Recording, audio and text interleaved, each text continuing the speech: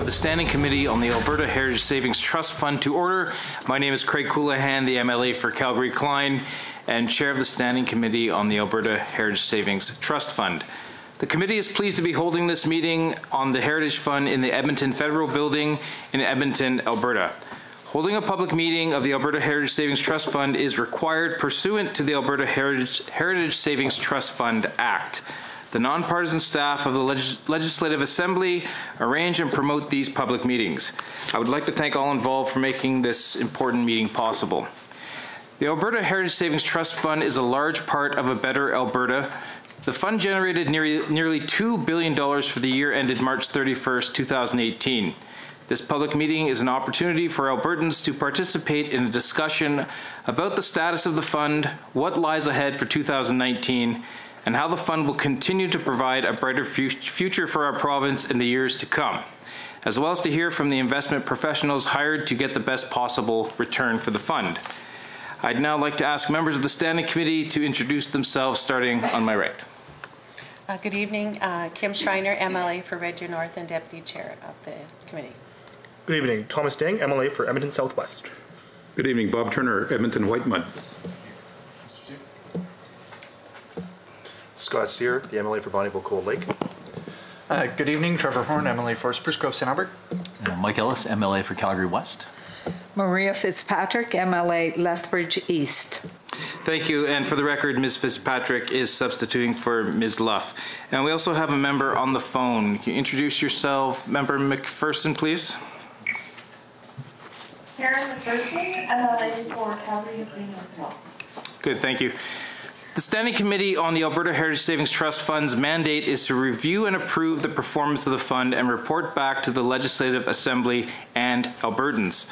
The President of the Treasury Board and Minister of Finance is ultimately responsible for the fund and its investments.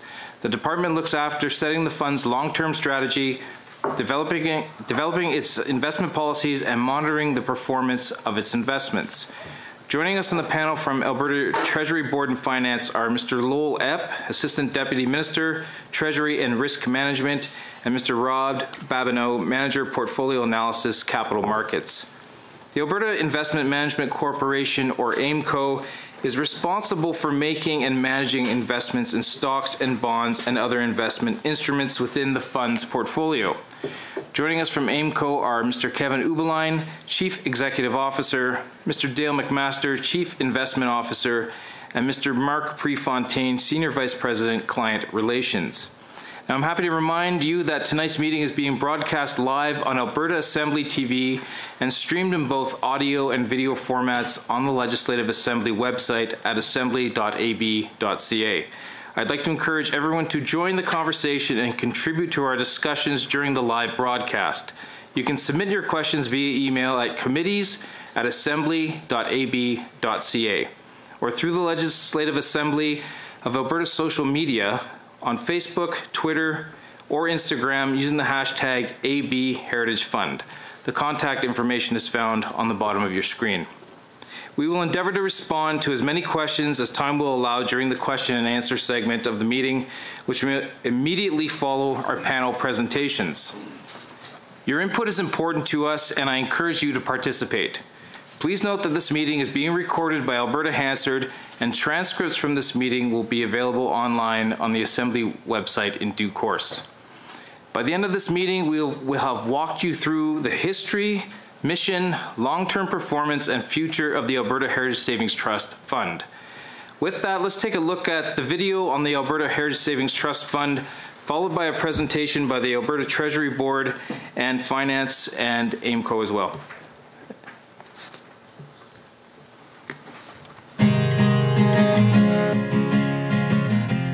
When you look to the future, what do you see? Do you picture a stronger and more prosperous world for your children and grandchildren? The Alberta Heritage Savings Trust Fund has been improving the lives of Albertans and providing security for future generations. The fund was created in 1976, primarily with savings from Alberta's non-renewable resources. For over 40 years, it has been invested with the aim to deliver the greatest financial returns for Alberta. While its capital has always been earmarked for the future, Over the years, the fund has been used with a view to diversify the economy and meet the needs of a growing province. Healthcare, education, social programs, infrastructure, and capital projects are a few of the ways the fund has tried to improve our quality of life. It has also helped develop parks, enhance libraries, and maintain our forests. Important endowment funds, such as the Medical Research Fund and the Scholarship Fund, have received financing. Funding has also gone towards renewable energy research, applied cancer research, and substance abuse treatment. Today, evidence of the fund is all around us. The Alberta Children's Hospital, the Walter C. Mackenzie Health Sciences Centre, and the University of Alberta Clinical Research Building, to name a few of the projects the fund has helped to make possible. Albertans have benefited from proceeds of the fund for generations, and at the same time, the fund continues to grow for the future.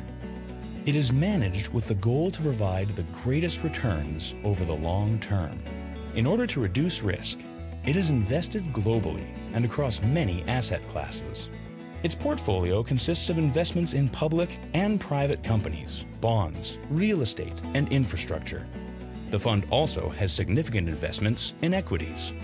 The value of the fund fluctuates with annual investment earnings and depends on the amounts deposited into the fund and the amounts taken out of the fund.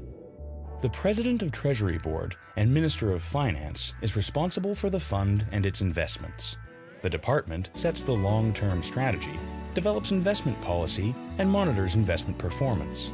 The purchase and sale of stocks, bonds, and other investments for the portfolio is expertly managed by Alberta Investment Management Corporation, or AIMCO. The Standing Committee on the Alberta Heritage Savings Trust Fund is a 9-member committee of the Legislative Assembly. It reviews quarterly reports and approves annual reports on the fund, as well as holds public meetings with Albertans on its investment activities and performance. The committee also reports back to the Legislative Assembly. For over 40 years, the fund has been an important part of Alberta's economic equation and key to our province's continued prosperity. The Alberta Heritage Savings Trust Fund is a large part of a better Alberta for tomorrow. Your fund, your future.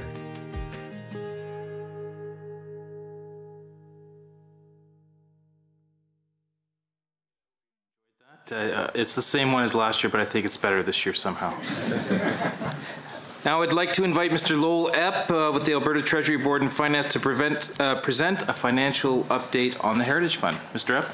Thank you, Mr. Chair, and members of the committee, as well as the public attending in person or following online. It's good to be here. Minister Ceci is unable to attend this evening and sends his regrets. I am certainly pleased to be here to speak on behalf of the department and to have the opportunity to discuss with you Alberta's Heritage Fund and its recent performance. To start, I want to talk about the investment philosophy of the fund and its basic objectives. As was mentioned in the video, the Alberta Heritage Savings Trust Fund was created in 1976. And over time, its purpose has changed with the priorities of government and Albertans. At one time, the fund supported capital projects, including libraries, health facilities, and parks. Today, it gets its mandate from the Alberta Heritage Savings Trust Fund Act. This legislation sets the fund's investment objective, which is to maximize long-term financial returns for the fund, subject to an acceptable level of risk. The President of the Treasury Board, Minister of Finance, Minister Ceci, is responsible under the legislation for investing the Heritage Fund. This responsibility includes establishing investment policies for the fund. These policies guide how the fund is invested, its tolerance for risk, and the benchmark for evaluating investment performance. This policy, called the Statement of Investment Policy and Goals, can be found on the Heritage Fund's website at albertaheritagefund.com. The Alberta Investment Management Corporation, or AIMCO, manages the fund's investments on a day-to-day basis. Following the legislated objective, AIMCO uses strategies that can be expected to generate investment returns on a consistent basis over the long term. Investments are pooled with those of other AIMCO clients to keep costs efficient. The Heritage Fund is worth about $17.4 billion, but once other endowment and pension funds are included, AIMCO has more than $100 billion under its management. This economy of scale helps minimize investment management costs and provides AIMCO's clients an opportunity to participate in investment transactions that they would not be able to do if they weren't pooled together. The investment policy for the Heritage Fund establishes a target allocation for the fund. At the broadest level, the fund has a target allocation of 50% to equities, 30% to inflation-sensitive and alternative investments, and 20% to fixed income. But the policy allocations give AIMCO some flexibility to make investment decisions that may change the balance of the portfolio. The policy portfolio can be seen as an expression, or one expression, of the fund's risk tolerance. The largest allocation in the fund is to equities, which includes shares of companies in Canada and around the world. AIMCO invests on the fund's behalf in public stock markets as well as investments in private companies. Equities form the largest part of the portfolio because they can be expected to provide the highest returns over the long run. Inflation-sensitive and alternative investments are intended to provide a combination of investment returns and protection against inflation.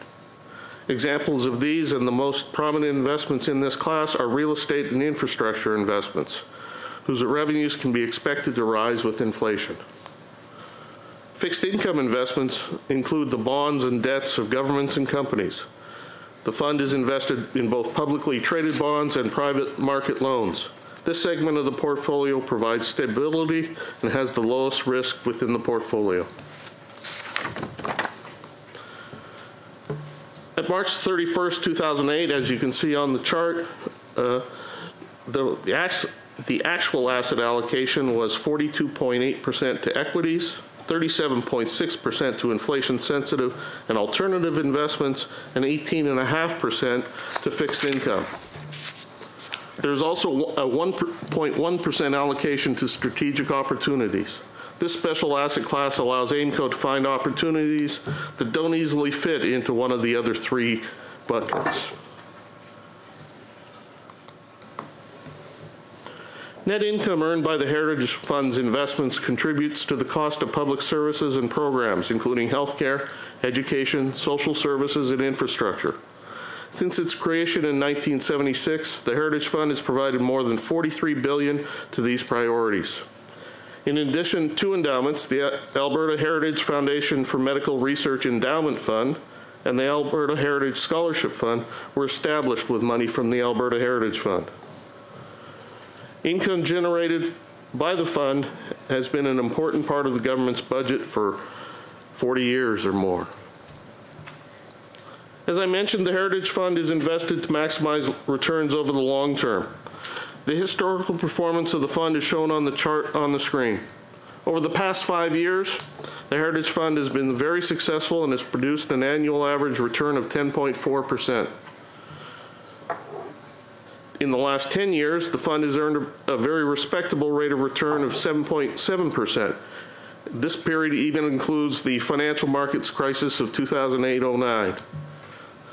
The Heritage Fund's long-term investment goal is to earn a return of 4.5% plus inflation over a 5-year period. There's also a goal that the investment manager, AIMCO, should add another 1% or 100 basis points of performance using their own expertise and the flexibility that is provided to them in the investment policy to earn additional returns, commonly referred to as value added. So with inflation being 1.6% over the last 5 years, and the 5.5% we expect to earn above inflation, that makes 7.1% the target for our return over the last 5 years. The 5-year average annual return of 10.4% is 3.3% higher than our target return.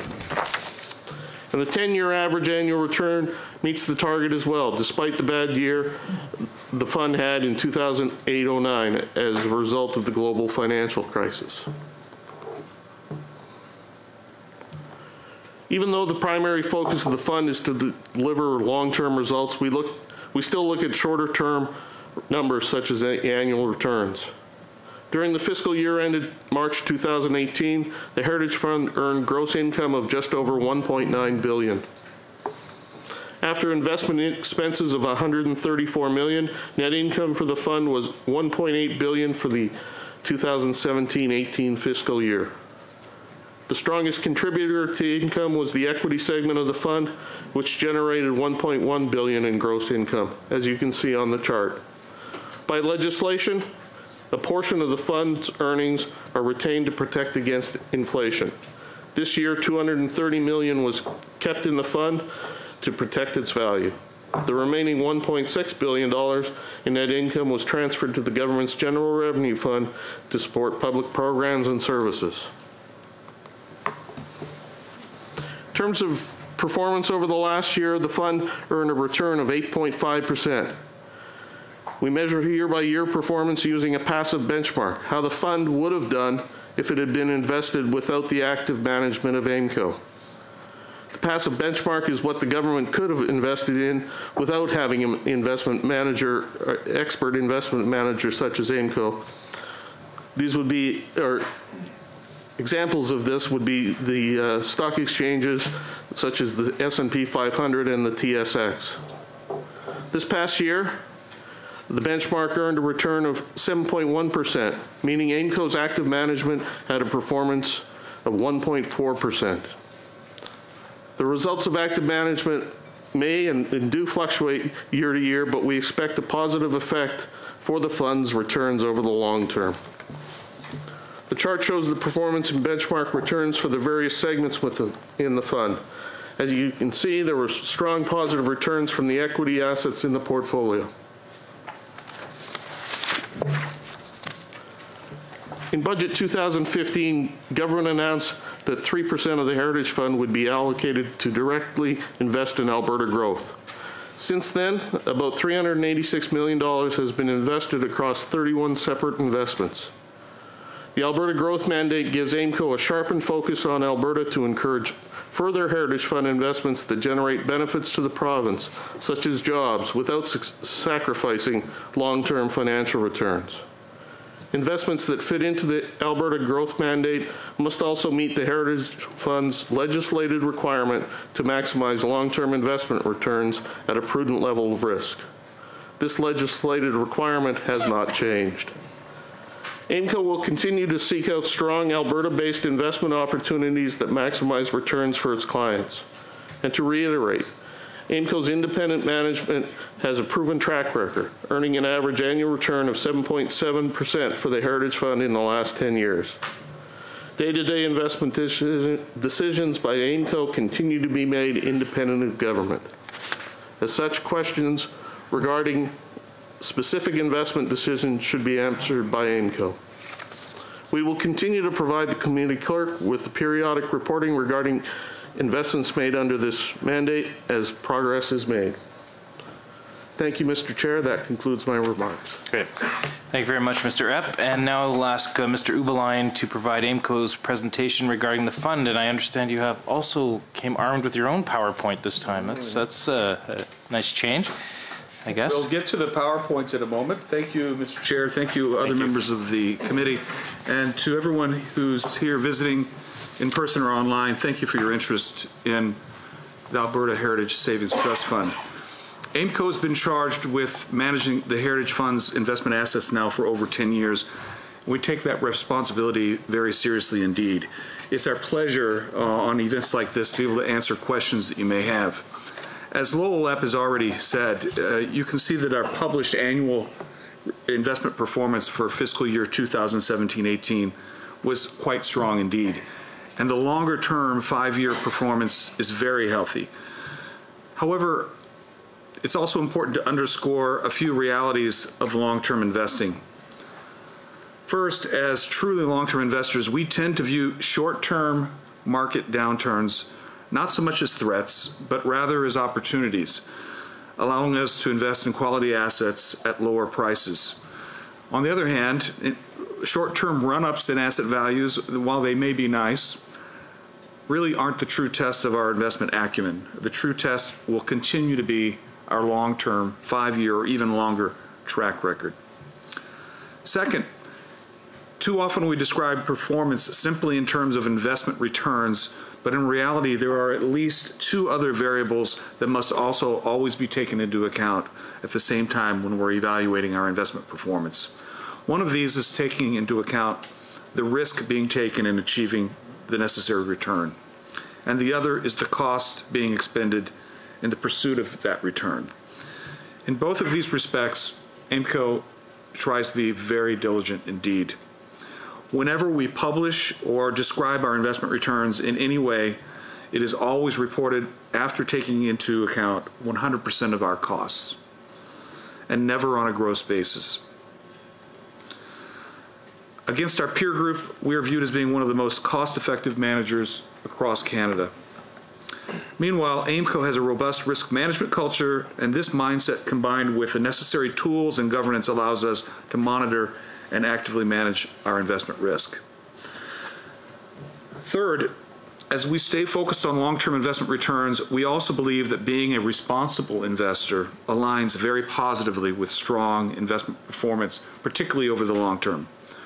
Responsible investing for AIMCO means that we encourage the companies that we invest in to be progressive and proactive in dealing with environmental and societal issues, and that they be proactive in being the best governed businesses that they possibly can be. This happens to also be Responsible Investing Week across Canada. It's good timing. We hosted a program earlier this week here in Edmonton called The Changing Face of Responsible Investing to a sellout crowd. So we're excited that this is of interest across Edmonton and across Alberta. We've also, self-plug, we've also just published our latest Responsible Investing report, and we have a stack of these available for anyone who's come. We encourage you to take this copy or to read it online. The online report is actually very good as well.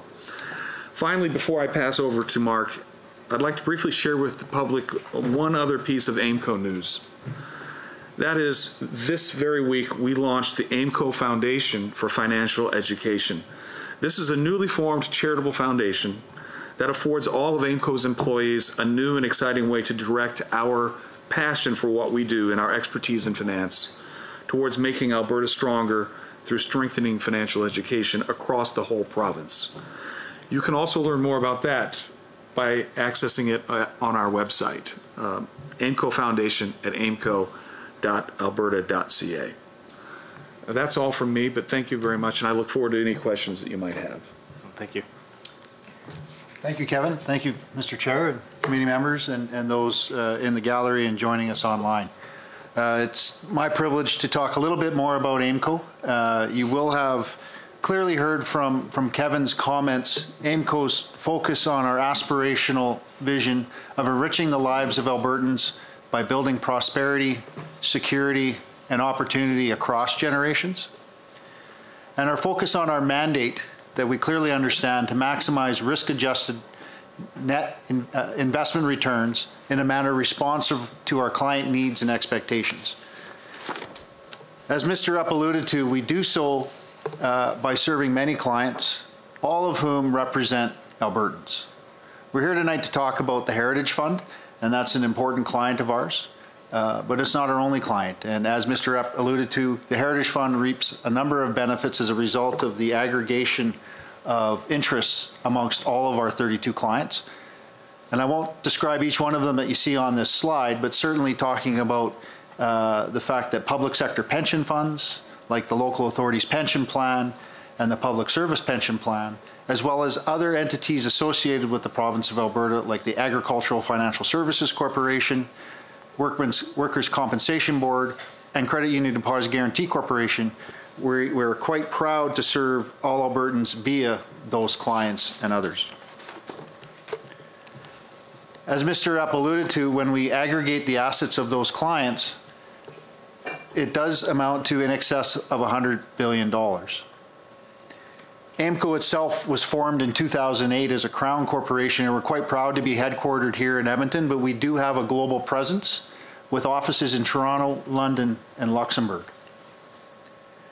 As alluded to previously in this presentation, our role of implementing the strategic asset allocation by our clients, including that of the Heritage Fund by the Department of Treasury Board and Finance, is to efficiently and effectively implement those strategies. And in doing so, since 2009, we've been able to garner in excess of $60 billion in investment returns. In addition to that, focusing on our role of maximizing value add in excess of the benchmarks, since 2009, AIMCO has been able to add an additional $5 billion for our clients' benefit, including the Heritage Fund.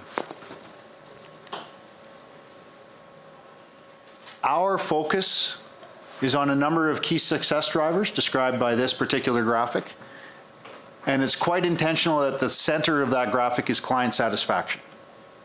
We clearly understand our role is to serve our clients and serve all Albertans through those clients.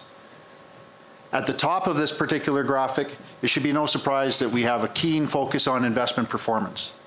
AIMCO is an investment management firm, and we clearly understand the importance of investment performance. Supporting that entire exercise is making sure we're doing business the right way. As indicated by Kevin, this week is Responsible Investing Week, and we take that quite seriously. But it's also focusing on our people, developing our staff, and clearly making sure that we're making the right investment into the organization. While doing so, clearly keeping our eye on things like fiscal discipline, operational discipline, and strategic performance. We are global. We have a global footprint, but we're also a local champion. We are focused on serving the needs of Albertans and making sure that we're serving our clients to the best of our abilities so that we can not only help them achieve their objectives, but we can maintain a level of sustainability by attracting and retaining globally competitive talent. And as Kevin has already alluded to, we do so in a manner that makes sure that we are responsible corporate citizens. And with that, Mr. Chair, I'll pass it back to you. Excellent, thank you. So before I open the floor to your questions, I would like to remind everyone that you are welcome to join the conversation and submit your questions to the committee or our panel of experts. Once again, you can submit your questions via email at committees@assembly.ab.ca or through the Legislative Assembly of Alberta social media sites such as Facebook, Twitter, or Instagram using the hashtag #ABHeritageFund. As mentioned, your comments are important to us, and we will attempt to answer as many questions as possible during the meeting. Now we'll open the floor to questions from our in-house audience. Let's start here first. Please be sure to state your name for the record before you begin speaking. Don't be shy. There we go.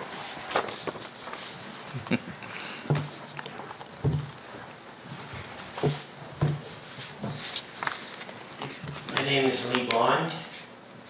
I'm a director with an organization called PACE.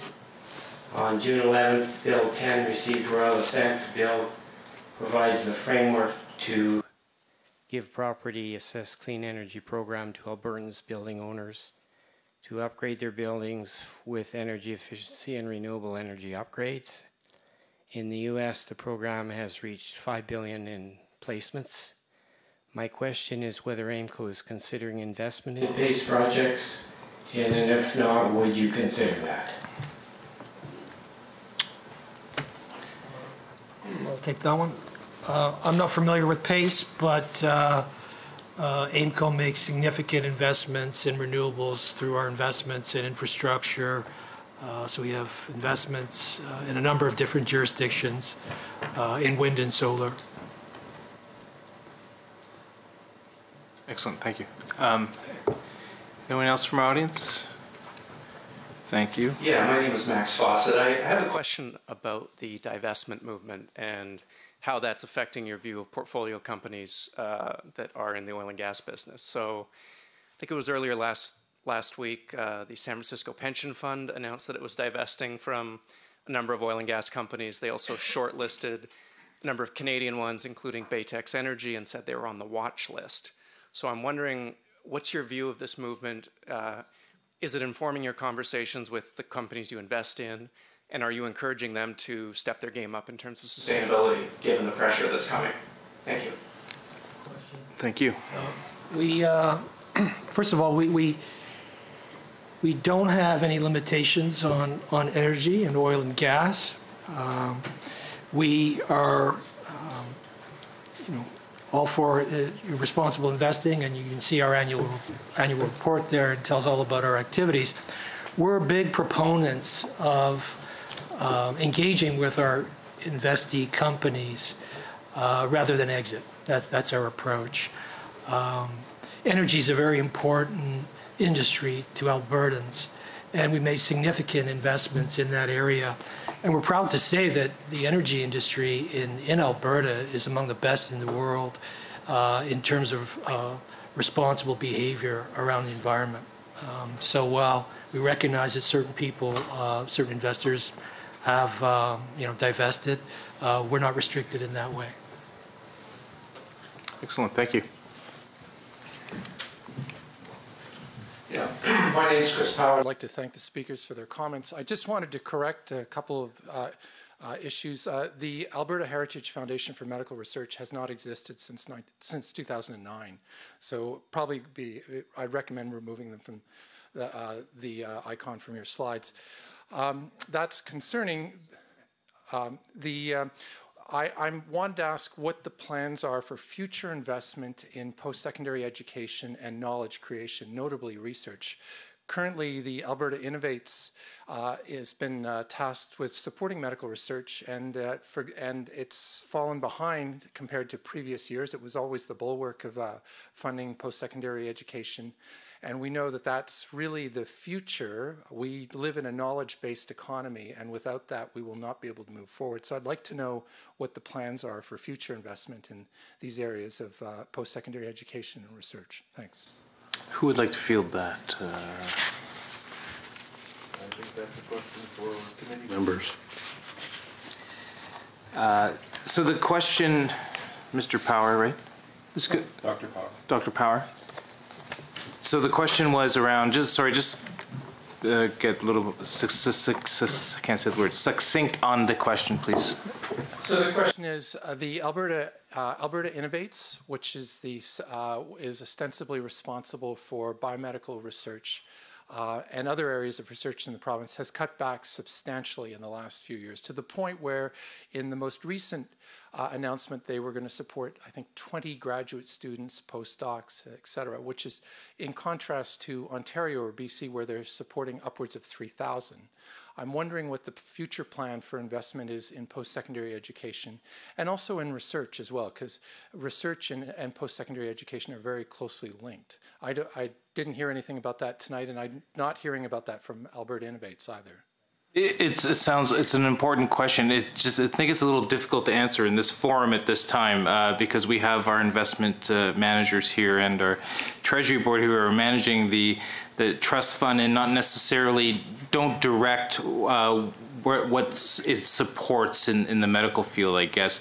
I mean, I suppose if the AIMCO could make an investment in that, but what would happen with the investment once it made money? They can't answer that question, I guess, right? Did you have any input on that, gentlemen?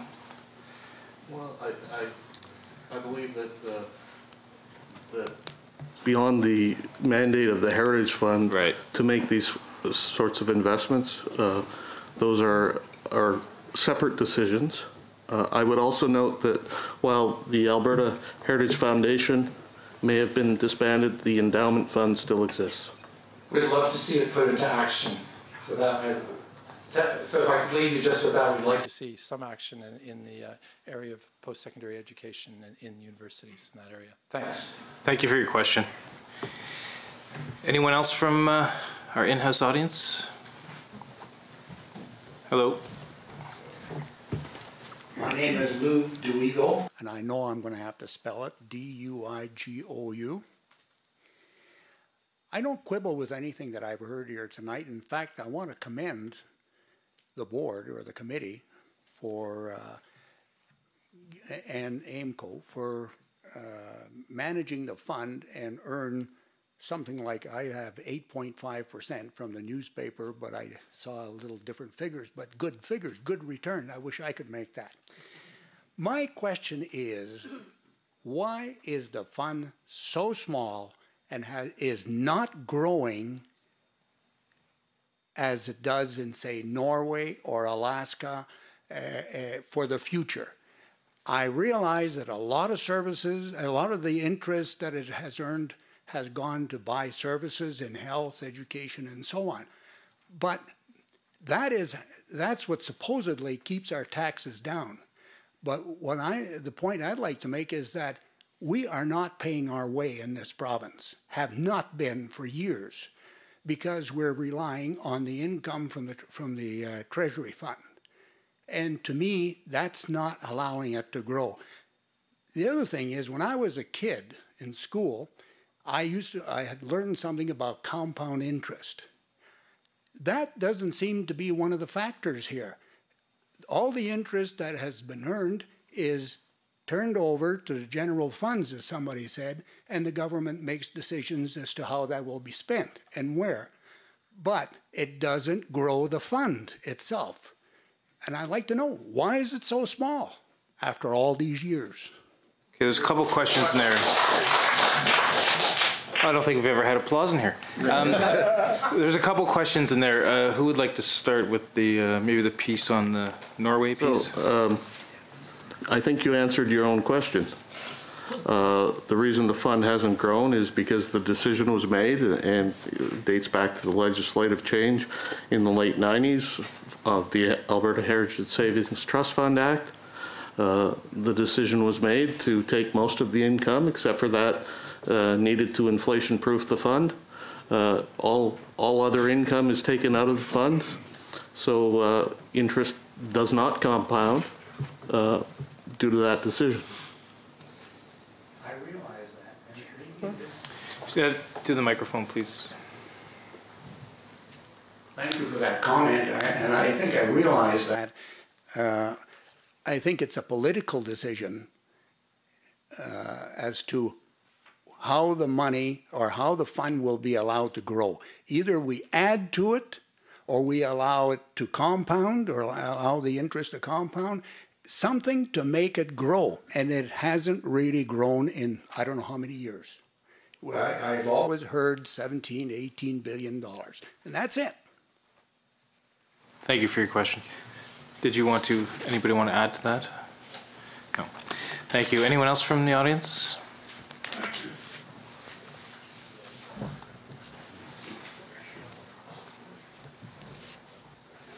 Mr. Chairman, my name is Frank Hannes, and I have a more like observation than the question. It's about the more or less support to the argument that the previous speaker made. I just got back from a trip to Scandinavia, and the trip included a trip stopover in Norway. The Norway fund from the oil money is about $1.1 trillion, and it's growing. And they've started about in 1990. The fund is invested about 66% in the stocks and the 30% in the fixed income, and very little, 1% maybe in the other investments.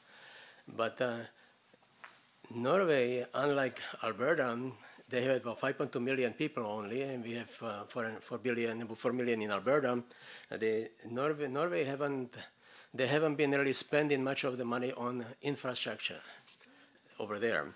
They are competing with, out of all countries, Albania for the least amount of roads in Europe. So it is the first time ever, like what we traveled through Norway, we saw that they are expanding the roads to Lillehammer and the place they used to have Olympic Games. And they are also spending some money on the infrastructure buildings in Oslo, on the Opera House, and so on. So really, it's one way of keeping the money, growing it up. And another one is they having a deficit in the infrastructure as well. So there is a need, I guess, to be aware that you can spend it and not having much money, like let's say the Heritage Fund is, or keep it and not spend it and competing with Albania for roads. Thank you. Thank you for your comment, sir. And anyone else from the audience?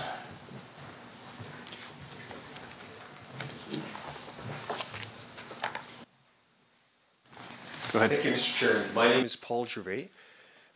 Impressive numbers from the management of the fund. I think you're doing a great job. But further to the earlier gentleman who spoke, I too am concerned about not reinvesting and growing the fund. And I look at the fund as dollars per capita in the province. And I've been in Alberta all my life, and I remember when the fund first began. And on a per capita basis, it seems to me the fund has actually shrunken in size.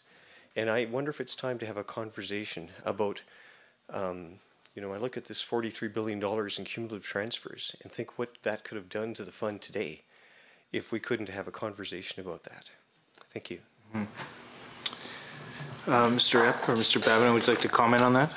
I can comment on that. The per capita value of the fund is determined by a couple things, and there's a chart in the annual report that shows the per capita value. One of the things that the Heritage Fund has done is they've inflation-proofed the fund, so that actually keeps the real value. The one thing that hasn't been done, and it has not grown with population. The Alberta population has doubled probably in the last 20 years, and that's primarily due to our robust economy. So when people move here, they don't bring a portion of the Heritage Fund to deposit in. So that's one of the things that has caused it to go down over time. But you can see definitely in the annual report, there's a chart that shows how it's sort of slowly lost its per capita value. It has sort of stabilized with our inflation proofing, but it's just the way the legislation is written. So. Thank you.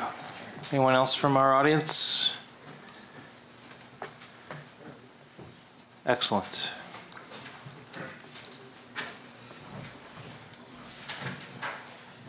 Yeah, my name is Rick Haney, and I'm from Edmonton. And I circulated a little bit of a questionnaire or to be delivered, but one of the things that I'm concerned about in Alberta regarding the Heritage Trust Fund is just what was mentioned, is where do we invest the money? And why aren't we investing it in our own oil sands in Alberta? We have a Prime Minister that let the pipeline fall through his fingertips. And the reason it fell through is that BC doesn't want diluted bitumen coming through their backyard. And neither does Eastern Canada. Nobody wants it in their backyard. 30% diluted condensate and 70% oil. So why the devil are we not investing our money, tax money and Heritage Trust Fund money, into refining our own oil in Alberta and shipping refined oil east, refined oil west, and the United States, they don't need our oil. They're going to be shipping millions of barrels of oil per day from Midwest to the Cherry Hill refinery in Washington, Vancouver. And from there, they're going to be selling Canada refined oil for Vancouver's airports, for Vancouver's cars and trucks at a premium that we should be putting in our own bank account. But nobody wants to listen to the people that say, we're already building carbon capture facilities in North Saskatchewan and Fort Saskatchewan that's refining bitumen, and we're shipping clean green oil down east, down south, down to the west coast. So why can't we put that premium into our bank accounts instead of carbon taxing the heck out of us? Use the money from the sale of the refined oil. Sure, it's going to cost money, but I'll tell you right now, the oil industry is setting aside $300 billion. $300 billion to put into the energy industry sector to refine their oil around the world in antiquated oil refineries that are polluting the atmosphere worse than what we do in Fort McMurray? Question, Mr. Haney. Maybe we'll get to a response. So I think the question was, why aren't we putting money from the Heritage Savings Trust Fund and investing it into the Alberta oil sands? And there has been significant investment in Alberta companies, that's for sure. Maybe we could speak to that, please. First of all, the Heritage Fund is invested in the oil sands, in the energy business. In terms of AIMCO's total funds under management, we have close to $8 billion invested in Alberta, and the Heritage Fund has $1.5 billion invested in Alberta. And that's a significant investment over what most global managers would own in Canada. Canada represents less than 1% of the global investment space. So it's a big investment. But more importantly, the 3% allocation to promoting development in Alberta has largely been invested in the energy sector, and in part because it's been so depressed the last couple of years, since 2014 when oil prices fell at a bit. So we made significant investments in that area. And we continue to look at investing in Alberta because, as you all know, the oil differentials at an all-time wide, and the valuations on equities based in Alberta in the energy sector are at all-time low valuations. So we continue to hunt there for opportunities. Excellent, thank you. Did you want to ask another question? But what I'm asking, part of it is the MLAs can go back to all of their constituents and all of their members and start talking about this. Refining our oil here, spending our money on ourselves. Buy For local. 25 years, sir. Support local. Honestly, I've been talking about that for 25 years. Any other questions from the audience?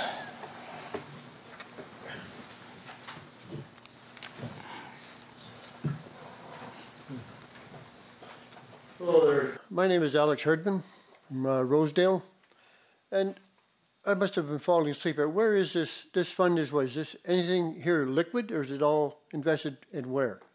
Like, do we have any here in Alberta at all? The entire fund is invested. It's not held in cash. About 9% of the fund is invested in various Alberta assets, including equities and real estate. So, but it's all, like, if I could not see a pile of cash, I could only see what's on the books. Yes. Thank you. Thank you for your question. Anyone else at this time? Okay, do we have any questions via email or Twitter, Ms. Schreiner? Yes, we do. Mr. Chair, we have a question that was sent via email from Rory J. Koopmans of Edmonton. And Mr. Koopman's question is, why is there not a regular citizen at large or average Joe/Jane Albertan sitting on the Alberta Heritage Savings and Trust Fund Committee with full voting rights? I would think that a regular citizen would bring a unique perspective to the committee and ensuring that the Heritage Fund is stable for future generations. After all, it is their money. That's an interesting question. I guess I will answer that. Currently, the Alberta Heritage Savings Trust Fund Act dictates who is on the committee, so it is all set up for elected officials to be on those committees. I don't think there's any plan to change that at this point. It is interesting to that's why we have a public meeting as well, because it gives the opportunity for people to ask questions. It's also in our standing orders for the Assembly. It also lays out who is on the committee, and I don't think we have ever had that type of committee in the Assembly in which a citizen has been on there. Not a bad idea. I'd hate to be the person to choose that one person sitting on the citizen committee, but a very, very difficult situation or task that would be. But for now, there is, I don't think, any plans of changing the elected officials being on the committee. Do we have any other questions online? Yes, we do. Thank you, Mr. Chair. We have a question that was sent via email again from Terry Ornberg. And Terry's question is, why is the monies that will be going into general revenue from the carbon tax not going into the Heritage Savings Trust Fund, instead into general revenue? Okay, I think I have to answer that one as well. Well, currently the carbon tax revenue is, none of it is going into general revenue. It is all going into the carbon tax fund, which is being distributed. You can see online where it's being distributed. So currently none of it is going into general revenue and none of it is going into the Heritage Savings Trust Fund. It has been directed, the carbon tax fund, into rebates and also into other green initiatives, and that is its mandate, and that's what it will continue to be used for. Any other questions? I do. Thank you, Mr. Chair. So I have a question for the committee. So this question comes via Twitter from @SledgeBeefTree of Edmonton. Is there a way to use heritage funds to beef up control of invasive species such as mountain pine beetle or sage grouse? Would be a good long-term investment for our ag sector. Has the committee discussed this? Anybody on the committee? I don't recall ever discussing this. I'm not sure how it would, actually that would play out, to be honest with you. Anybody like to take a stab at that? You come from agriculture riding. I can say that for many Albertans, especially up in northern Alberta, our forests are something that we cherish. And I think that, that the pine beetles clearly are a threat. This is something that Environment and Parks clearly is needing to put as a priority, which I'm sure that they are right now. I do want to remind the audience that this committee is more for asking questions and trying to see how the fund is being invested. It is less to do with the actual direction of how to invest the money.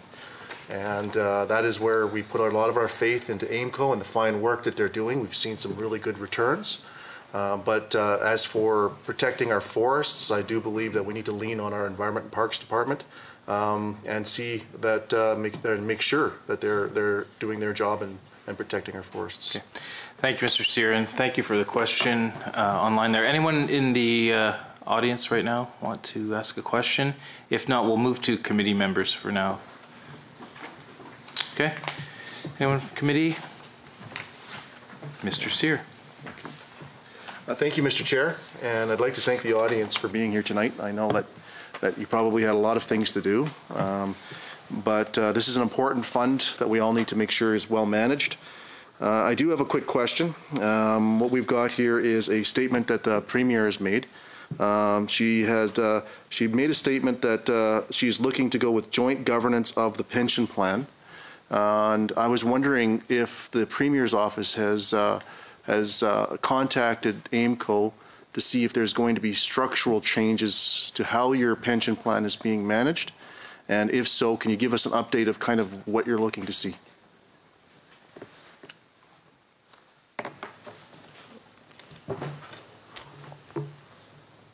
We've been in conversation with government over plans that we believe are underway to bring joint governance of some of the pension plans. All of our conversations have been centered around making sure that there are means available so that AIMCO can continue to do its job, maintaining the important aspects that we've, Lowell Epp and others have made reference to. That is primarily that we can continue to aggregate those assets of all of our clients, whether they're pension clients or the Heritage Trust Fund, and pool them together to enjoy the benefits of scale that we've had up to now.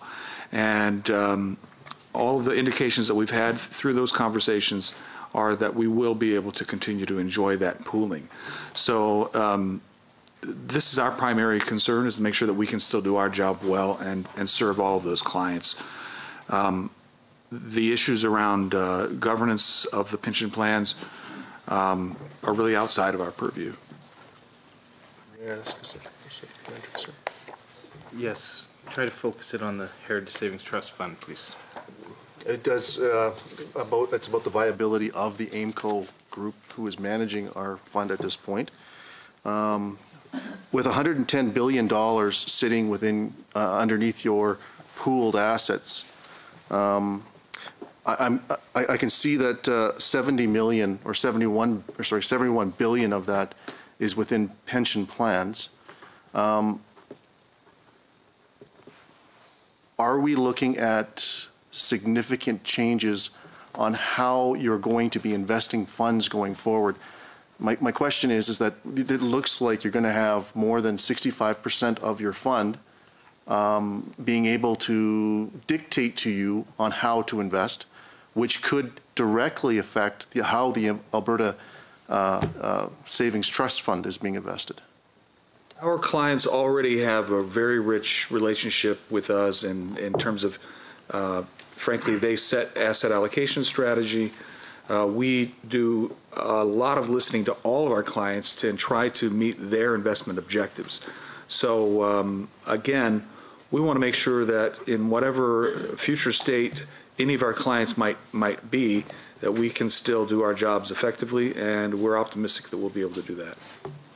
Okay, thank you. Dr. Turner? Thank you very much, and actually thank you to the ministry as well as AIMCO staff for being here, and particular thanks to the audience. Some great questions tonight that have been quite thought-provoking. Just in reaction to the previous questioner, I do think it's important to congratulate AIMCO for doing such a great job in managing the public sector pension situation. At the last year's meeting, I asked questions about how we're closing the unfunded liability levels, and got a very positive response from you. And we also discussed how the actual contribution rates for the current employees are being able to be reduced, and actually improving the lives of a lot of Albertans as a result. I'm actually going to ask some questions about things that are in the news today and over the last few days, and that's the actions of the governor of the Bank of Canada and the Bank of Canada in adjusting the interest rates that are charged for overnight deposits, I think is what he controls. But this is the announcement earlier this week of a 0.25% rise in that rate is the fifth adjustment since July of 2017. And even more worrisome was his announcement, the governor of the Bank of Canada's announcement that he's going to be less cautious about raising the rates going forward. And in fact, he is talking about moving from the current 1.75% to a target of 3%, which would be a target that would, he says, would maintain full employment, and as well as making sure that growth is encouraged. And I know that there's a lot of discussion about whether that target is actually justifiable. Bringing it back to our situation, we do need investment in industries in this province, whether they be oil and gas or forestry or agriculture or other infrastructure. Many Albertans have committed to mortgages that have adjustable rates, and those folks are going to be seeing increased costs of those mortgages. And I'm just wondering, from investment manager's point of view, while the rise in interest rates might actually give you better returns on your fixed income products, looking at the economy of Alberta, do you think that the governor of the Bank of Canada is on the right track? Sure, I'll take that question. That was a long question. sorry. But so let me try and tackle that. By the way, I was just looking at some numbers today, and I think Alberta led growth in 2017 at over 4% growth. So despite the challenging times, had a pretty good year. Not as good this year though. But Bank of Canada is attempting to normalize rates. So we've just gone through a period of very, very unusual monetary policy, where around the world central banks took rates essentially down to zero to try and stimulate growth after the credit crisis. And so central banks around the world, starting with the US and to a certain extent Canada, are trying to normalize rates. They're trying to bring rates back to the sort of levels that we saw prior to the credit crisis, but the intent is not to create a recession. So I think what the Bank of Canada was trying to describe was the attempt to normalize rates and still keep growth around 2%, not throw the economy into a recession. And that's a delicate balancing act. And I think that's what's going on. To your point about people who've taken out mortgages, I mean, I think everyone around the room reads the newspaper and has seen that debt-to-income levels that are all-time highs. And, of course, there's been some unintended consequences when you take rates down to zero that people take on sometimes too much debt. And so the bank is very mindful of that. But the good news is that Canadians seem to be, taking heed and reducing their debt levels. That has some implications for consumption, because if you're paying down debt, you have less money to spend in retail. So we're going to see the impacts of that. So I guess long-winded way of saying that the difference from other business cycles that we've seen since World War II is I think that the central banks are trying to normalize without tipping us into recession. That said, I don't think he really has too much further to go. Because quite frankly, 2% growth with the challenges we have around things like trade and energy, there's only so much that we can take. So I think he may try and do a couple more, but we'll see if the economy can hold up to it. Well, thank you for that, and I guess I'll keep my adjustable rate mortgage intact. Are you sure? Are you sure? Too late. In any case, too late. Well, I'm still making money on it. Don't worry. I'm going to ask a shorter question that's unrelated to this. I was interested to read earlier this summer that AIMCO had made an investment in a signal property here in Edmonton, the Edmonton Tower. It's a significant investment, and I think it shows a lot of faith in the economy of Alberta and in Edmonton. And I just would like to get your reaction or your comments on how this investment fits into the strategy of AIMCO. Sure. Well, real estate does form a good-sized portion of the Heritage Fund, and the building referred to is the Edmonton Tower, which AIMCO purchased on behalf of its clients recently. And it's a terrific investment for the fund, quite frankly. There was a lot of building that happened in the Ice District. Quite a lot of capacity came on at one time, and we were able to extract a very attractive price. In fact, that building can't be reconstructed to its current standards at that price we purchased. So it's a terrific investment for the fund. Thanks. Thank you. And do we have any questions? Yes, I do. Email? Thank you, Mr. Chair. This next question was sent via email from Dorothy. And Dorothy's question is, how long has AIMCO managed the Heritage Fund, and what were the worst performance years for the fund? Well, AIMCO was formed in 2008, and it's been managing the Heritage Fund since its formation. But many of the core team members in AIMCO, including Dale McMaster, Chief Investment Officer here to my left, were part of the team that were part of AIM before it was spun off from government. So many of the same team members managed the Heritage Trust Fund when it was embedded more deeply within government. And the second question is, it's quite easy. That first year of AIMCO's existence, the year of the financial collapse on a global basis, was a year of blood, sweat, and tears for all investment managers, and AIMCO was no different.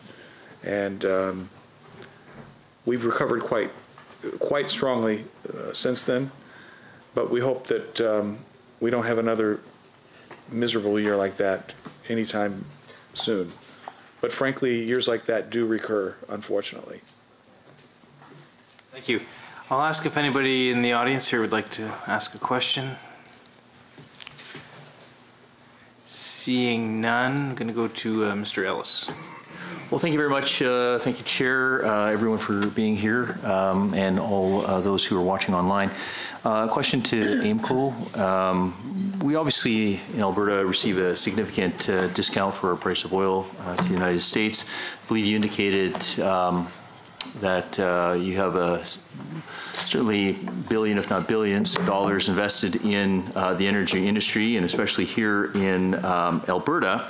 I guess my question has to do with that significant price in the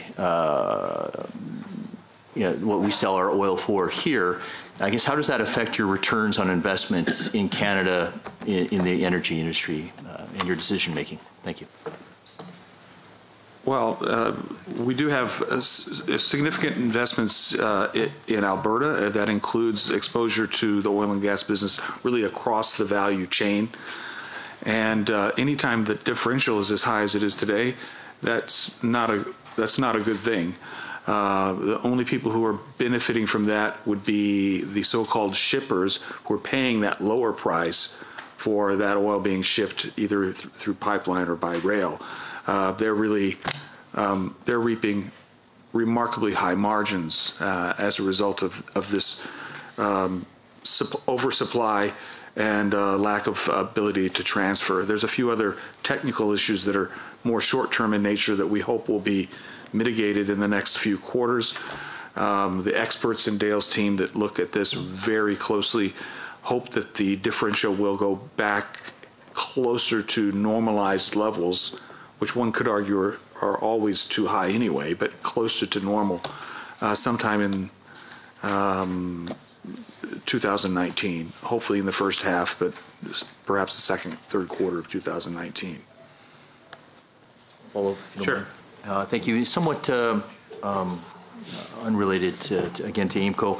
I know you mentioned client satisfaction, and I'm certainly, as I think the longest serving member of the Heritage Trust Fund Committee, very happy to see these numbers and what you folks have done for the people of Alberta. I guess my question has to do with other possible clients in Alberta. Have there been others who have approached you who hold funds or significant amounts of money that are interested in being a part of your corporation? I'm happy to take that. Thank you very much for the question. AIMCO is created by legislation, and therefore we've got a legislative mandate as to whom we can serve. And simply put, that would fall into the public sector and quasi-public sector. So we were quite proud that in early 2017, we were able to bring on board as a net new client the City of Medicine Hat for a portion of the assets that they manage and that they own. So we are, from time to time, approached. We're very cognizant of our legislative mandate, the fact that in order for anyone to be a client or any organization to be a client of AIMCO, has to become a designated entity, and there's an entire process that we work with the department staff to work through that. There are, from time to time, others that approach us, but the most recent example is the City of Medicine Hat. Thanks. Mr. Day. Thank you, Mr. Chair. And I'd like to thank AIMCO as well as the officials from the Ministry of Treasury, Board and Finance for being here today. It's always great when we can have interesting questions posed from the public, and it is Albertans' money, so I think it's always great that we have this opportunity every year. Now, I am consistently impressed. I've been on this committee for a few years now with how well AIMCO is able to perform. But you every single year you speak extensively about how you look past short-term interests and you're not so concerned about things like short-term volatility, and you have long-term investment goals. So I guess I have a two-part question, if you'll indulge me, Mr. Chair. The first part is about that long-term investment. Is the landscape currently around global investments changing in a significant way that would impact the health of the fund? Or? Well, as a long-term investor, I would say no. The landscape's always challenging, and there is a business cycle. So what I would say that, we've had a long bull market. It's quite extended. It's probably one of the longest since the Second World War, and central banks are raising rates, and it's a tricky time. And you see the volatility we've seen in the last few weeks. This is fairly common. But as long-term investors, we try and see through that, right? I mean, I looked at a chart today that goes back on equity prices, to 1875, and it's just a straight, nice line upwards. It's the miracle of compounding, right? And there are speed bumps along the way, and 2008 was a particularly ugly one. And while you're in the midst of that, it's not great, but if you're able to see beyond it, then you see it as a buying opportunity. So it's exactly the way we're looking at the market today. We're long-term investors, we have liquidity, and should things fall out of bed, we would be anxious buyers. We're disciplined, we're long-term, and would be able to purchase assets at reasonable prices, and that's the game plan. Thank you. That's good to hear. I guess I have just a little bit of a follow-up question here, maybe about two shorter-term impacts.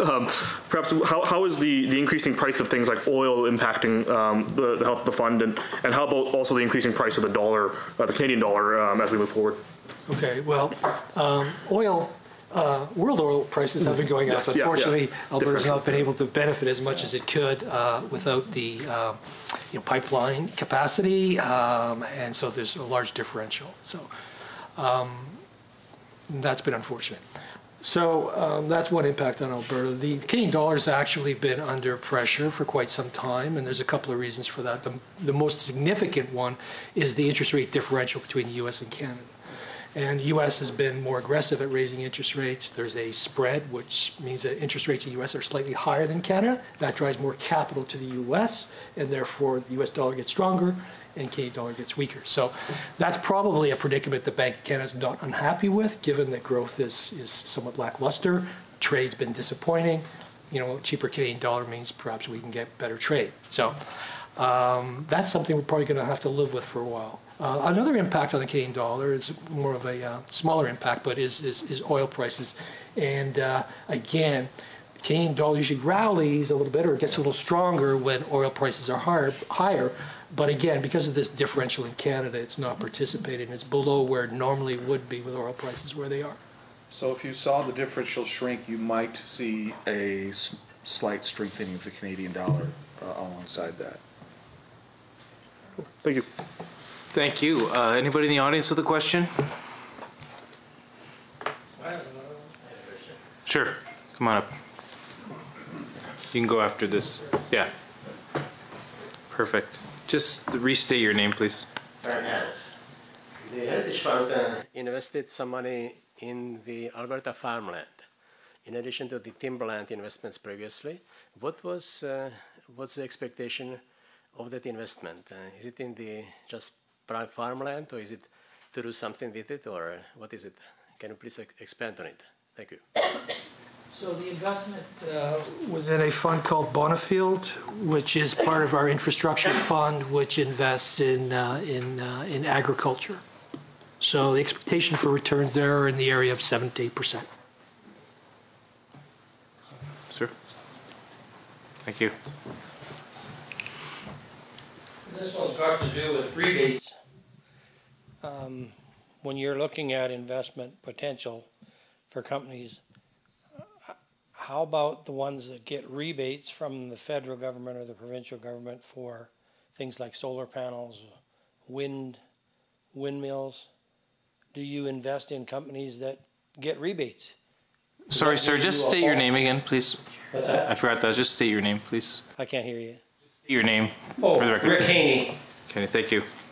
I thought you might all have that etched in your brain by now. But anyway, have a good one. Sure, I'll answer that question. To encourage the development of renewables, wind and solar, very often governments will have to subsidize those. And as I mentioned earlier, we are investors in renewables, and so we would invest in those companies. I would only add that as the cost of these technologies continue to decline, that the need for subsidies in order to make them viable options in terms of generating power have decreased, and to the point where in many cases these are absolutely viable investments for adding to the power grid without any tax subsidies or any other sorts of so-called rebates. Excellent, thank you. Member McPherson on the phone, do you have any questions? Thank you, Mr. Yes, I do have a question. It's got a couple parts to it, and it's regarding the NAFTA negotiations. So that's been going on for well over a year, and of course recently there was an announcement that an agreement had been reached. And I'm wondering two things. What, if any, effect has the length of negotiation had on the Heritage Savings Trust Fund? And is there an expectation that the new USMCA will have any effect on the fund in the near and the long-term future? Sure. I think probably the biggest impact from this, fairly lengthy trade negotiation was the uncertainty around it and what the outcome would be. So it was more of a macro sort of potential impact that may have kept investors on the sidelines. I don't think it was particularly meaningful. But now that the deal has been, has been signed or was essentially agreed to, perhaps some uncertainty has been lifted. And the Bank of Canada actually mentioned that in his statement yesterday, that having that signed would, lift somewhat of a cloud. Yeah. Great, thank you. Mr. Sear? She said she had more than one. Oh, were you finished, Member McPherson? Sorry. It was a two-part. Well, yeah, it was just the past, what effect it's had, and what effect we can expect to see in the future. From the new trade deal, is that right? Yeah, yes, that's correct. Yeah, well, I don't think it's going to be very, very big. There wasn't a great deal changed in my understanding. Canada lost a little, perhaps, because it looks like we've had to agree to allow imports of dairy, which I understand will be subsidized by the Fed. So that's the deal they negotiated. And then on autos, a little bit will be lost to, I guess it was Mexico and the U.S. So it doesn't appear to us that Canada gained anything, but it looked like, given the way the negotiations went, that Canada wasn't going to come out ahead. It was, how much would we lose, and this is the best deal that was negotiated. And I don't think it's going to be impactful from a macro point of view. In fact, having the deal signed at least lifts this uncertainty, which is good. And now the real attention, of course, is on China. And the U.S., I think, is targeted China, and that's the real target. And that has, in fact, greater implications for the fund, again, from a macro perspective. The equity market gets a little bit excited, when these headlines come out. And if there's more tariffs put on China in order to extract better trade terms, that could potentially be a negative for markets. Thank you. We'll go to Mr. Sear. Thank you, Mr. Chair. I'd like to go back to the joint governance comment that the Premier had made. Have you struck a transition team? Mr. Sear, you really have to focus on the fund. I am. This is going to affect the earnings of our Alberta Heritage Savings Trust Fund if 65% of the money you manage suddenly leaves your investment portfolio. as we concentrate on making sure that today and tomorrow, notwithstanding any changes in how our clients might be organized, we can continue to do our work. We have allocated individuals, mostly in our finance and operations group, to make sure that we can manage any adjustments that we need to make to our so-called middle and back office. We're completely insulating the investment team from any distractions in that regard. I've got one more quick question. Yep. Okay, this is regarding AIMCO. Is there any requests right now for a review or an update of the board structure or the management team? No. Thank you, sir. Questions from the audience at this time? I know you've got them. Okay, here they come. Excellent, thank you. Just state your name, sir.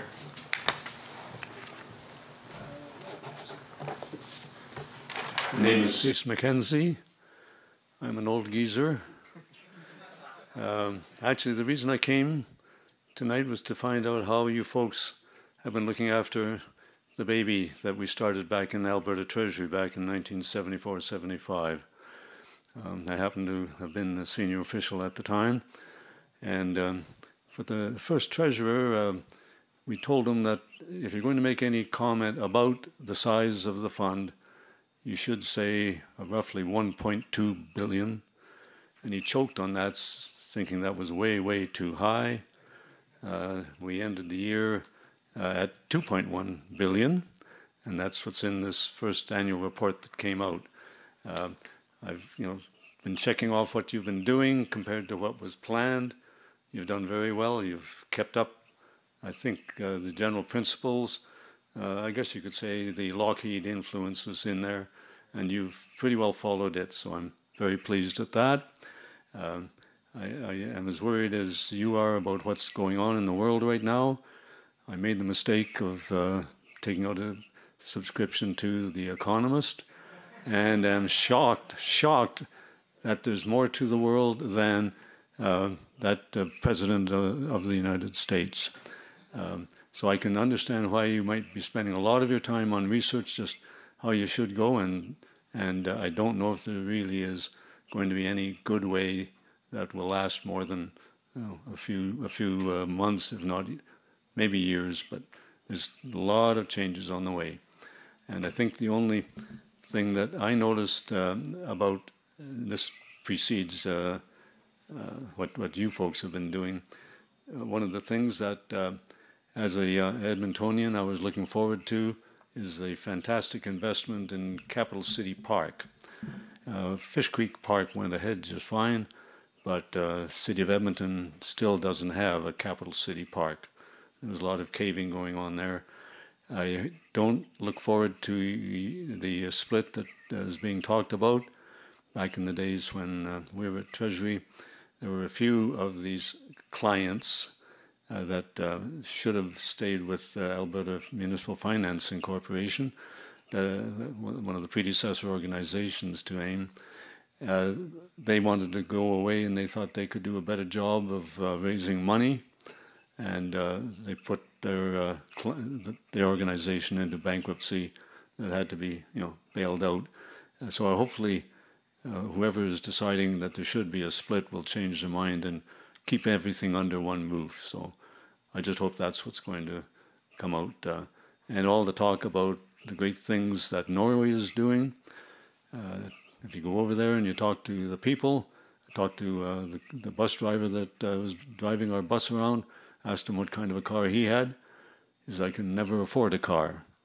Taxes are too high, and then when I do get it, I can't afford the petrol for it anyway. So there are ups and downs. You're doing a good job, and I'm very pleased that you're looking after things for us. Thank you so much for that. Yeah, thank you so much for coming, Mr. Mackenzie. Nice to have you here. That was very interesting. Who had a question? Oh, Mr. Horn. Yes, thank you, Chair. And I had a bit of a larger question, but Member McPherson beat me to it. So I suppose I'll follow up a bit on the new USMCA and some of the concerns that have been coming out of it. And in particular, there's been a lot of ink on the aluminum and steel tariffs. And I'm wondering if there's any impacts on the fund because of those tariffs, and if there's any larger thoughts on that. No, I don't think there has, and we're hopeful that there'll be a settlement there on those tariffs.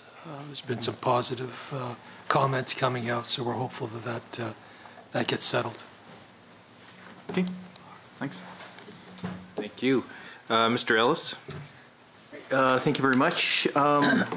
Whose presentation it was, but there was about the Heritage Fund, 3%, of course, going to 31 separate investments, $386 million that has been invested so far. And then I think one of the comments, and please don't quote me, I'm just paraphrasing here, but it talked about with a priority on jobs.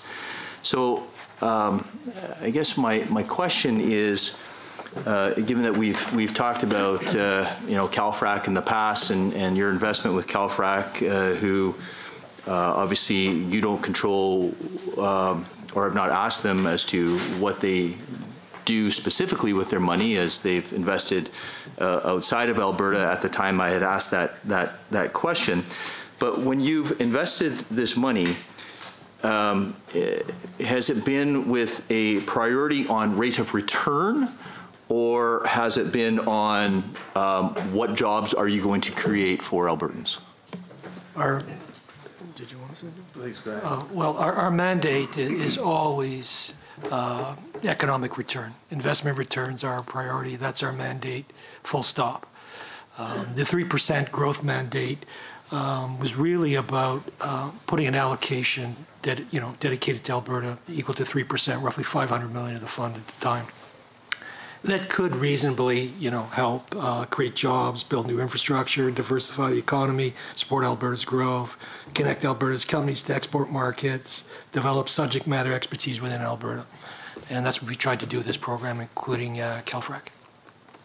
Thank you. Thank you, Chair. Excellent. Ms. Fitzpatrick.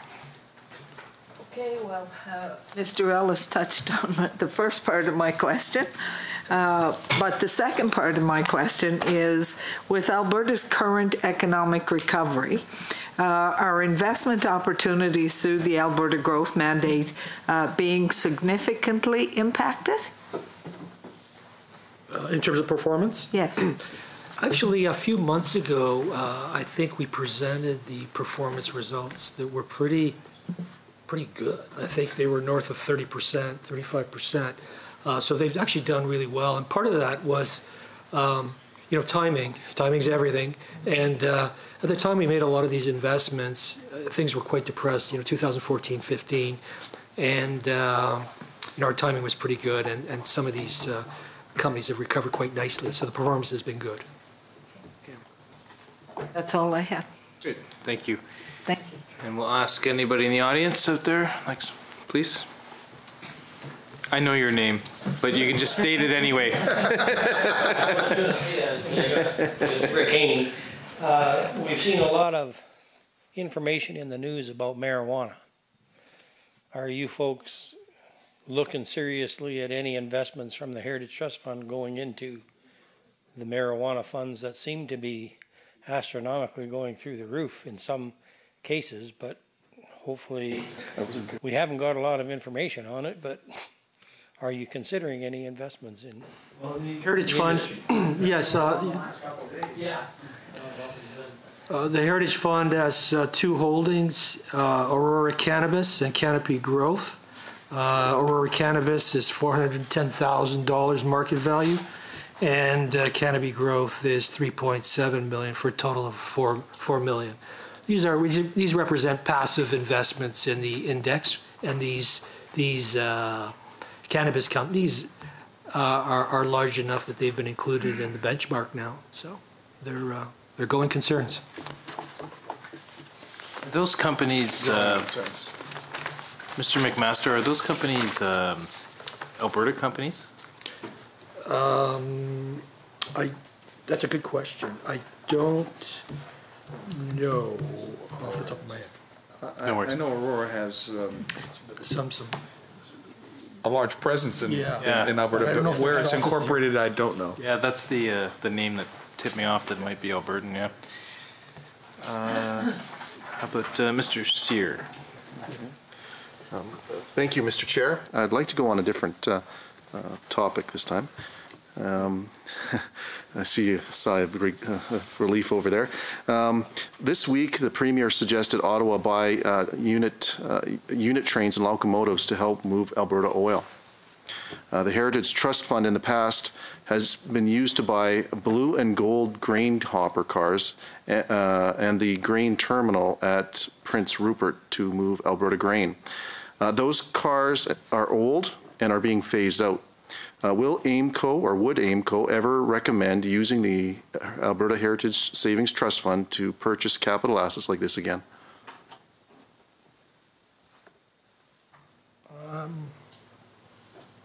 Well, let me start by saying that the asset mix for the Heritage Fund is provided from our colleagues in finance.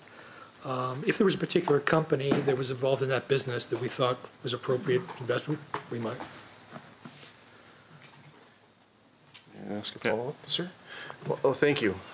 Clearly, getting our oil out of the province needs to be a priority, and this actually would create Alberta jobs if we were to get reduce the differential that we're currently taking. This would also help your investments. It just seems to make sense that you might make an investment, and again, until you do the math, and sir, you've done a fabulous job, you and all of your colleagues over there. So I'm just putting the question out there. It seems to work hand in hand with the direction you're already going. Yeah, I mean, it's just a hypothetical question, I suppose. And again, our mandate is clearly investment returns and the best risk-adjusted returns we can get across the globe. Mm-hmm. And it's just based on that that we have to make this decision. So it's a hypothetical. Don't know. And I think Dale's right to just say that wouldn't be ruled out. We talked about some technical elements that are poised to improve. There's an in-bridge line 3, which is down right now. It should be back up. That's close to 200,000 barrels per day of additional throughput of oil going in that direction. There's also lines that currently are bringing product, if you will, into Alberta that could conceivably be reversed, so more oil could be going out. All of these are things that are probably in the short to intermediate term solutions that in many respects are superior to more rail stock. Rail stock is an inefficient, it's a means of getting oil out, so by all means all should be considered. But I think watching when in-bridge line 3 is back online is going to be a much quicker and efficient means of shrinking that differential. Thank you, sir. Ms. Fitzpatrick. Okay, my question may sound a little silly, but I'm going to go back to the cannabis question. And my understanding is that people who use cannabis want munchies after they and I'm asking this because Frito-Lay is in my riding, and is there any thought of any investing in companies that provide munchies? That seem to be the follow-up to the cannabis. It's not a silly question. We don't know what this is going to lead to. It's a relatively new business. There's probably all kinds of spin-offs that could result. We'll see how it goes. Okay, thank you. Excellent. We've never talked this much about cannabis in one of these meetings. We have a question from Twitter, I believe, Ms. Schreiner. Thank you, Mr. Chair. This is from St. Cyr at DSCR1. Sorry. Go Cyr. That's D. Scott Cyr. So the question is, clean energy is a new normal. Is there a focus on clean energy investments? Absolutely. We've got significant investments in renewables. And in fact, we're looking at a transaction, as we speak. It's a growth area, and it's nice to make investments that have environmental benefits as well. So we continue to shop the world for those.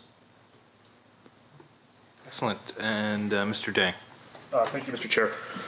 So, yeah, and thank you again. I think it's really interesting that in the report we've identified perhaps specific exposures, and I noticed that currency exposure is down quite a bit. But can you maybe explain to me some of the exposure that the fund has and whether it's changed substantially in the last year? Sorry, which exposure went down? I mean, I noted that there was some currency exposure, some Alberta exposure. Just how that's changed in the last little bit here. I don't believe that the asset allocation has changed much. From time to time, we'll tactically shift the portfolio around. So again, AIMCO does not decide on the asset mix. It's our colleagues at finance, and then we invest that asset mix. We execute on that, and we have the ability to make small shifts in the asset mix. We call that tactical asset allocation. And so this year earlier in the year, we were underweight fixed income and a little overweight equities, and we reversed that recently and remain underweight equities here, a little bit overweight. Currencies are largely a reflection of the asset mix. So for emerging markets, then we have emerging market currency exposures. We're in the U.S. equity market, we have U.S. equity exposure. And those have not changed that much. Sure. So, quick follow-up. Thank you, Mr. Chair. Yeah, so I think you explained that pretty well. Now, so what did you say you're able to, with those tactical moves there, you're able to manage those risks pretty effectively, and you're comfortable with them? Or? Well, the bulk of the risk is going to come from the asset mix, and that's something that the fund accepts in order to earn a return. And again, that's why we can't get too excited about what happens in the market, because we're long-term investors, right? And then AIMCO, well, let's just say that's roughly 95% of the risk the fund is taking is in the asset mix. And AIMCO has a very small amount of active risk that it manages to try and add some value. We call that the active return for the active risk we take. Thank you. Thank you. Anybody from the audience right now? Mr. Haney. I think we just found our public member. It's Rick Haney again. I just wanted to ask you folks, have you ever heard of Neat Bit? It's a product up in Fort McMurray. It's an oil product, and it's called Neat Bit. And there's a proposal right now in front of the BC government to build a refinery up by Terrace to refine Neat Bit. And now you've heard of Dill Bit, that's a diluted bitumen. Rail Bit is shipped by rail, and Neat Bit, they're planning on shipping by rail to Terrace, BC. Now the Neat Bit oil is like peanut butter. So they heat it to 30 degrees Celsius. They put it into heated rail cars. Now the rail cars are going to be heated to 30 degrees Celsius. And then they're going to go down on an established rail line to Terrace, where it's going to be refined 200,000 barrels a day. And from there, the finished product is going to be shipped to Vancouver. Now the thing with Neat Bit that's unique, is if there's an accident and the rail car flips off and punctures the rail car, as soon as the air hits the Neat Bit, it goes back to peanut butter. So it's not explosive when it's being shipped, but it is at 30 degrees Celsius. And that is a proposal that's going right now to BC that will, and they're going to mine that Neat Bit in Fort McMurray. So it's something that's not out there really, but it's online.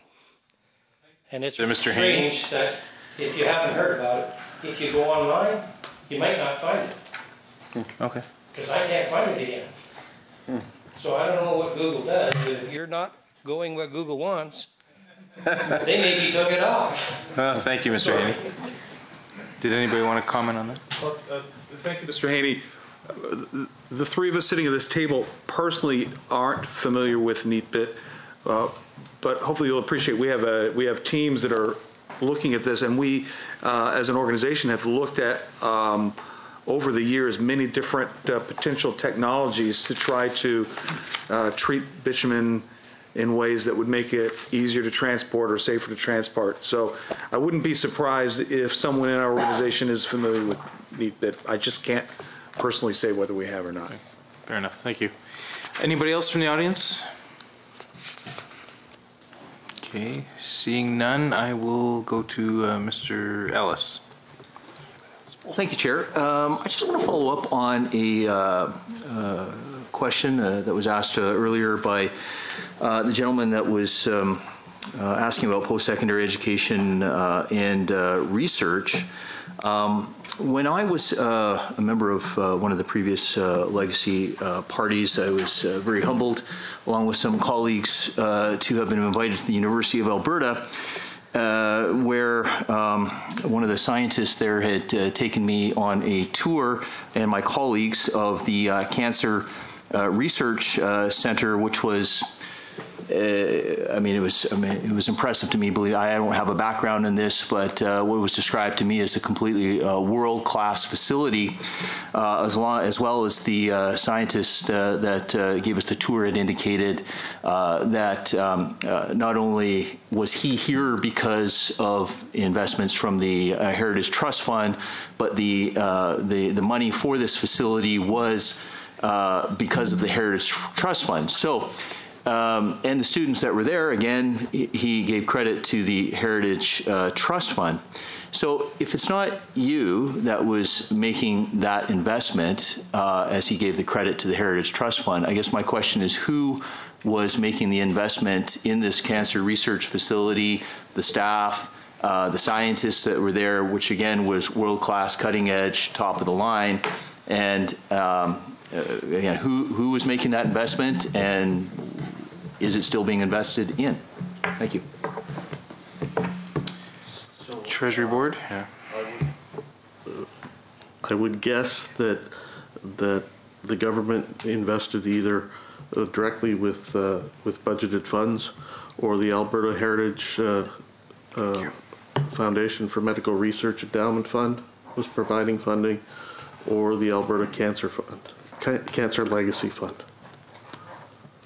which is about a $475 million fund.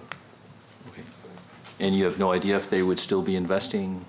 I don't know. In this? Okay. You'd have to ask the minister responsible for Alberta Innovates. Okay.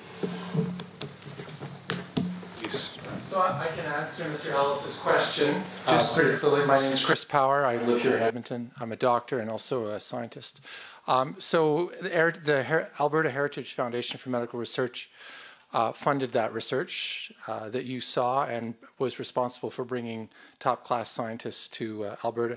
That is no longer in existence, as I made the point earlier. It was in 2009. It was shut down. It became Alberta Heritage or Alberta Innovates Health Solutions, and subsequently just Alberta Innovates. And as I told you a few moments ago, that's not investing in the future, in that it's not supporting the training of highly qualified personnel, nor is it supporting research any longer in the area of biomedical research, which is that was why I raised the question, because I am concerned about it. And just so that it's clear where the responsibility lies, the Alberta Innovates is accountable directly to Treasury Board. So that's why I asked the question, Mr. Epp, tonight, because Treasury Board is responsible for Alberta Innovates. So, and there isn't any investment happening today. As I told you, there were 20 positions supported compared to thousands in other provinces. Thank you, Dr. Power. Did you want to follow up on that, Mr. Epp? No. Okay, thank you. Any other questions in the audience at this time? It's our favorite, Mr. Haney. Rick Haney.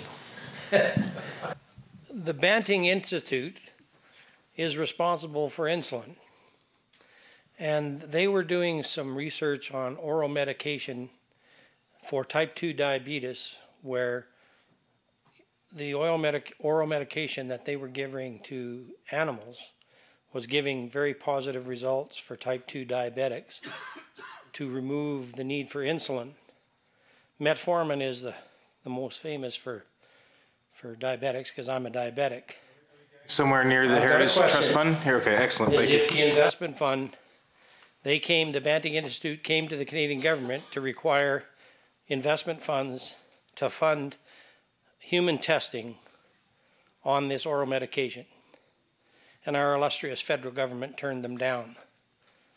And they didn't think that diabetes was bad enough, so it's something that your folks can look into, is to find out where we are on the testing of that, because they were going to have to go to penny stocks to try to raise the money they needed to fund this for diabetics.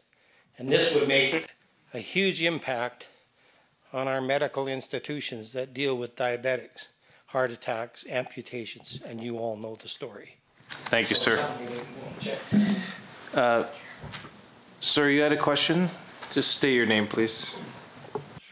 Sure. My name's Darcy Kachuk. Last name spelled just like the hockey player. I just want to ask you about the inflation proofing of the fund, and I'm looking at the chart at the bottom of the highlights section, and the figures there. It says that $230 million was put into inflation proofing last year, but it doesn't look like that's kept up with inflation throughout. And I'm thinking, if you look at the chart for 2007 to 2008 and 2008, 2009, it drops significantly. It drops something on the order of about $4 or $5 billion in 1 year. There's actually figures in the annual report about that. So what appears to be happening is when there's a bad year and there's a net loss in the fund, it goes down, and there's no money to inflation-proof with. The following year, there was, of course, the markets recovered, and there was a substantial increase in the value of the fund. The very following year, the government took out $2 billion out of the fund that year, and but didn't make up for the about $3 or $4 billion loss the previous year. So as a consequence, it kind of goes to the question that was asked earlier: why is the level of the fund not increasing?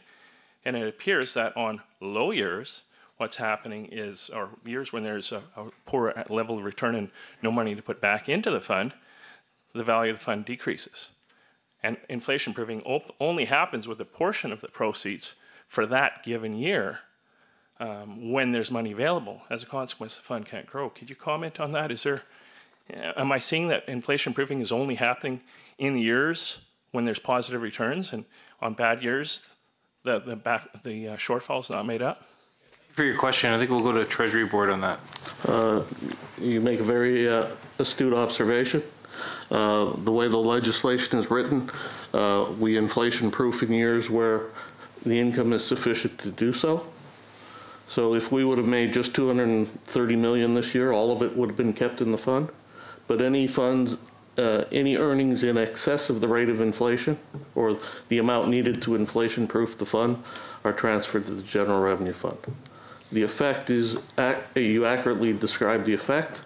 In bad years, we lose money, and that money is never returned, or the fund isn't built back up. So that is accurate. Thank you. Anybody else from the audience at this time? Seeing none, we'll go to Dr. Turner. Yeah. I was very interested in the comments that Mr. Ebeline made towards the end of his presentation about the Foundation for Financial Literacy. And I'd actually like to hear more about that and how it might impact financial literacy among young Albertans in particular, but probably even among some of us older Albertans.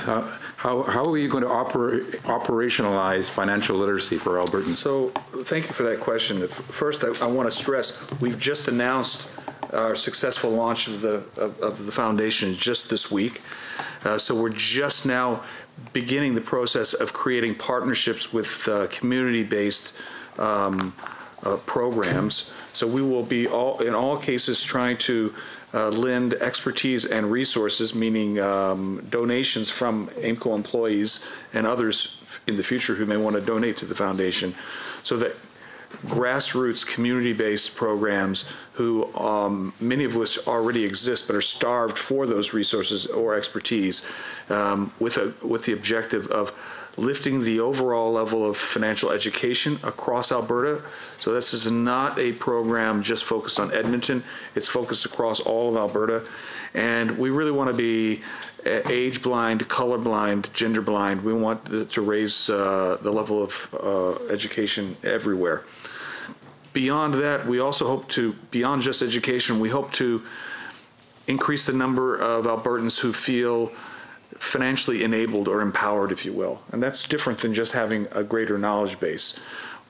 I think we all know friends or family members or acquaintances who have made wise financial decisions, and the positive impact that that has not only on themselves but on their family, their loved ones, and indeed on their whole community.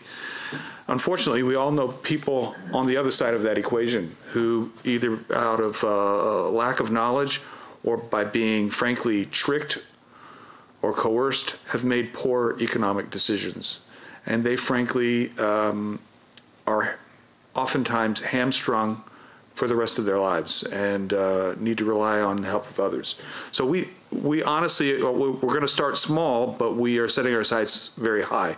We want to increase the number of positive examples that we just described, and with the partnership of these grassroots initiatives all across Alberta, decrease the number of negative examples. Thanks. Excellent. Thank you. Mr. Kachuk, did you have another question? Thank you. Thank you. I do have another. Has to do, I'm a little less complimentary about the management of the fund. And I'm looking in particular at the fees that were paid. $139 million last year, $134 million the year before. That's within $100 million or so of what was actually put back into the fund for inflation proofing. So substantial amount of fees.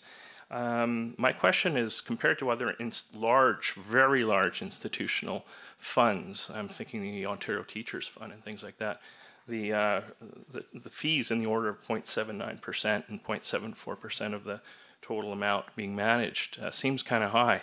How does that compare with other institutional, large institutional funds? Typically, private investment advisors charge that for those kind of fees on a much smaller fraction of a portfolio, or a much smaller portfolio. So 0.79 seems a little rich. Thank you for that question. We are very mindful of the costs that we employ to invest the assets.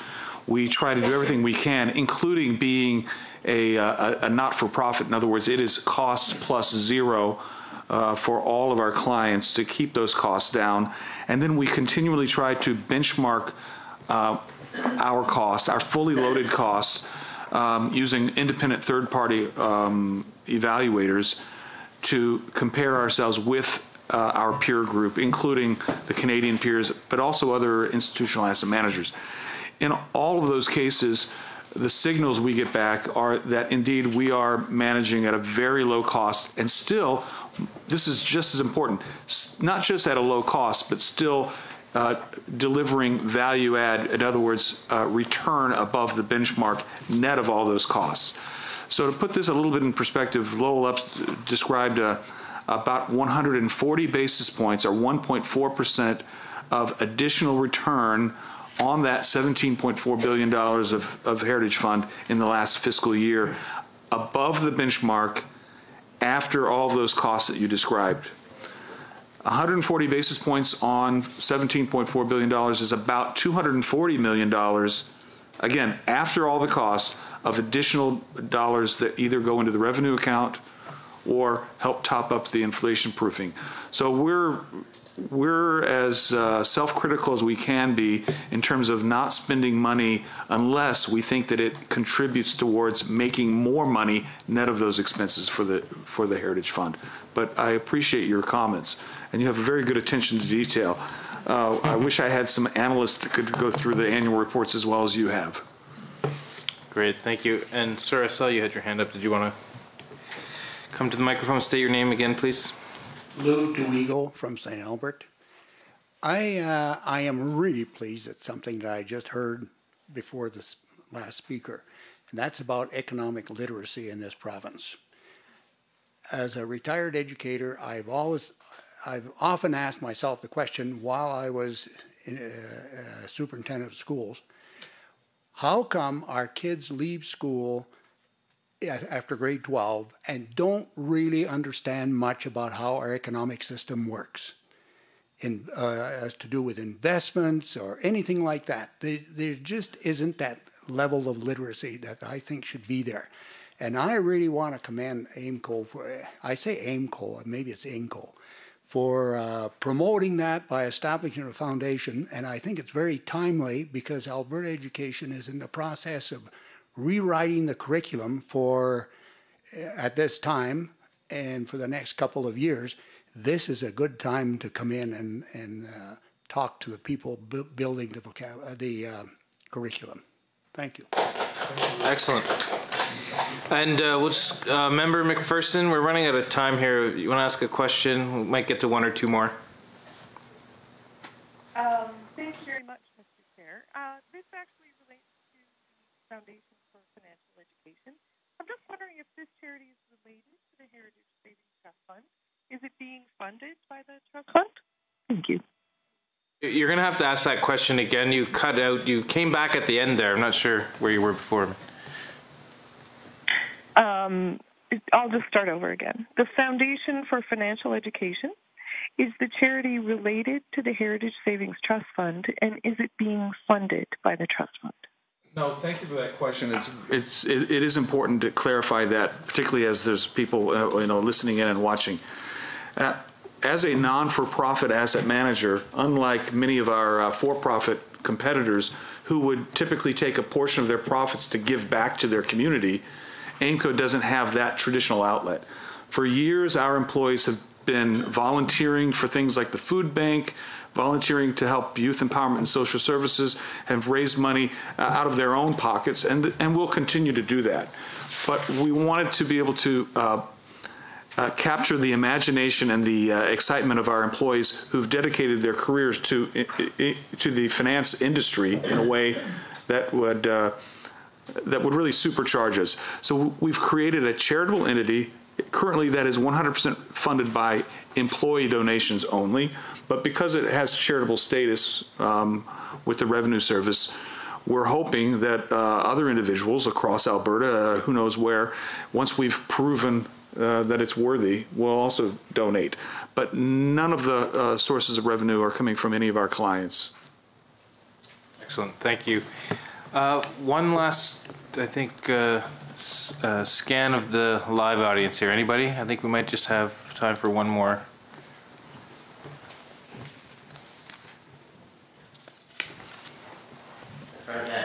I have just the follow-up question about the management fees the Heritage Fund is charging. I was looking at the Alaska Permanent Fund, and their assets are about 66 billion, and the management fee last year was about 119 million, which is about 19 basis points, 1.9%. So they really, I'm not quite sure so why their management fee would be so low in comparison to the Heritage Fund, 0.7%. Thank you.